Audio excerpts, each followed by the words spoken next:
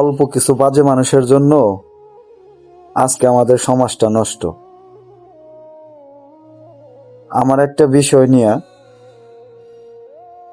অনেকেই খুব টানাটানি করতেছে, দেখতেছি অনেকেই বলি করতেছে, অনেকেই তালি বাজাইতেছে। বাজান, সমস্যা নাই। কথায় আছে, রাখে আল্লাহ মারে কে।